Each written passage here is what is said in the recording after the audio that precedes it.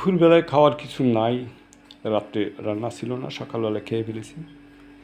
তো চিন্তা ভাবনা করলাম এখন কি খাওয়া যায়, তাই দুটো ডিম এনে রেখেছি। এই ডিম দুটো এখন ভাজবো, আর ভাত রান্না নাই, ভাত রান্না করব। এই যে আমার হাঁড়ি রেডি। এখন আমি ড্রাম থেকে চাউল নেব। এই 1 কৌটা চাউল নিয়ে আমি এইটা এখন রান্না করব।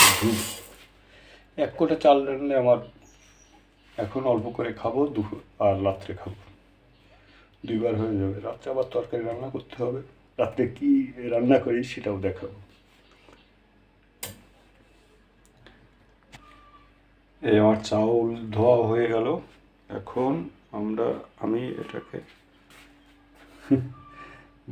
হাঁড়িতে বসাই দেবো ভাত রান্নার জন্য। এই হাঁড়িতে বসাচ্ছি, এই প্রেসার কুকারে বসাচ্ছি, রাইস কুকারে বসাই দিলাম। এই সুইচটা অন করলাম,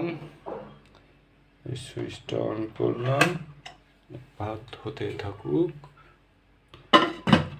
ততক্ষণে চলেন ডিম রান্নার জন্য আমি পেঁয়াজ ঝাল কেটে নিই। এই হয়ে গেল আমার পেঁয়াজ কাটা আর এই ঝাল কেটে রাখছি। দুটো ডিম ভাজবো, তো পেঁয়াজ একটু বেশি দিছি, কারণ পেঁয়াজে আপনার তো জানেন সবাই, পেঁয়াজ একটু বেশি খেলে শরীর উপকার। তো দেখতে থাকুন। এই যে দেখেন আমার ডিম ফেটানো হয়ে গেছে, আর এদিকে কড়াইতে তেলও গরম হয়ে গেছে, এখন ভাজার জন্য প্রস্তুত। আমি ডিমটাকে এই কড়াইতে ঢেলে দেব, ঢেলে দিয়ে একটা ঢাকনা দিয়ে ঢেকে রাখবো।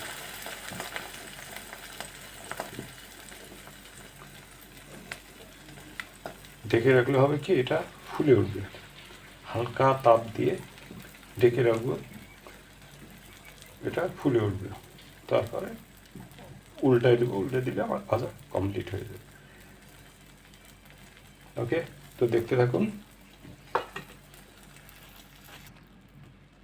দেখেন অবশেষে আমার ডিম ভাজা কমপ্লিট, তবে একটু পুড়ে গেছে বেশি, ব্যাচেলর মানুষ তো ভাই।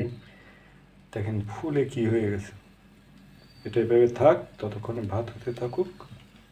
ভাত হলে এটা খাওয়া শুরু করব। শেষে হয়ে গেল আমার ভাত রান্না এবং ডিম ভাজা রেডি করে এনেছি একবারই। এখন খাবো। হ্যাঁ, টাটা। ততক্ষণে সবাই ভালো থাকবেন, আর সবাই জানাবেন কমেন্টে। আল্লাহ হাফেজ।